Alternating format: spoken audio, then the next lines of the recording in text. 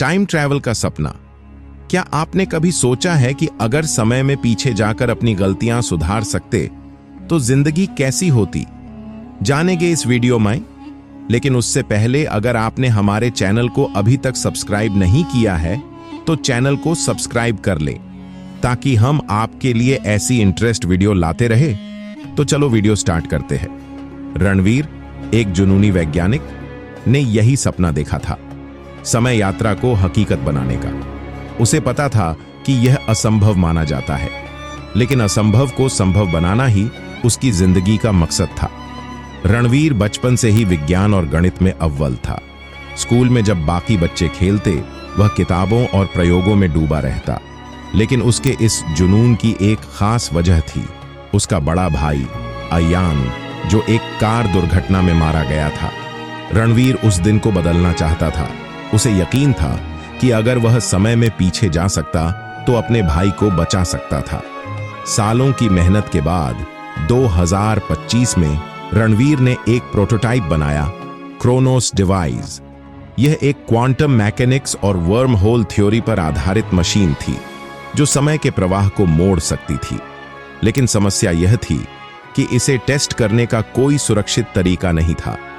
एक रात जब पूरी दुनिया सो रही थी, रणवीर ने फैसला किया कि वह खुद इसका पहला परीक्षण करेगा।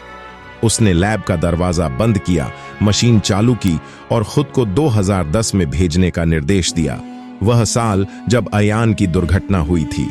समय में छलांग मशीन का बटन दबाते ही तेज रोशनी फैली और रणवीर को ऐसा महसूस हुआ जैसे वह एक सुरंग में गिर रहा हो। अचानक सब कुछ शांत हो गया। जब उसने आंखें खोलीं तो वह खुद को अपने पुराने घर के बाहर खड़ा पाया। उसके हाथ में अब भी उसकी स्मार्ट वॉच थी जिसमें टाइम स्टैंप 14 जून 2010 दिखा रहा था, दुर्घटना से सिर्फ 1 घंटा पहले। भागता हुआ वह अपने 15 वर्षीय स्वयं को खोजने के लिए घर की ओर बढ़ा। वहां उसने अपने माता पिता को देखा जो अब तक बूढ़े हो चुके थे, मगर यहां वे जवान और खुशहाल दिख रहे थे। उसकी आंखों में आंसू आ गए, लेकिन उसे जल्दी करनी थी। रणवीर ने देखा कि उसका भाई अयान कार की चाबी लेकर निकल रहा था। यह वही पल था। भविष्य को बदलने की कोशिश। रणवीर दौड़कर अयान के पास पहुंचा और किसी तरह उसे कार चलाने से रोक लिया। भाई मत जाओ, कुछ गलत होने वाला है। लेकिन अयान हंस पड़ा। अरे तू कौन है? वह समझ गया कि उसे पहचानने का कोई तरीका नहीं था। लेकिन इससे पहले कि वह कुछ और कर पाता, उसके पीछे एक पुलिस की गाड़ी आकर रुकी। किसी ने उसे एक संदिग्ध व्यक्ति समझकर पुलिस को बुला लिया था। आईडी दिखाओ, पुलिस वाले ने कहा। रणवीर के पास कोई सबूत नहीं था। अगर वह और देर करता तो समय की लहरें खुद को सही करने की कोशिश कर सकती थीं, यानी अयान वैसे ही चला जाता। रणवीर ने आखिरी कोशिश की। उसने सड़क के किनारे पड़ा एक बड़ा पत्थर उठाया और अयान की कार के टायर पर मार दिया। टायर पंक्चर हो गया। अब तो नहीं जा सकता। रणवीर ने राहत की सांस ली। वापसी और परिणाम अचानक। उसके चारों ओर सब कुछ घूमने लगा। समय अपना संतुलन ठीक कर रहा था। रणवीर वापस उसी रोशनी में गिरने लगा।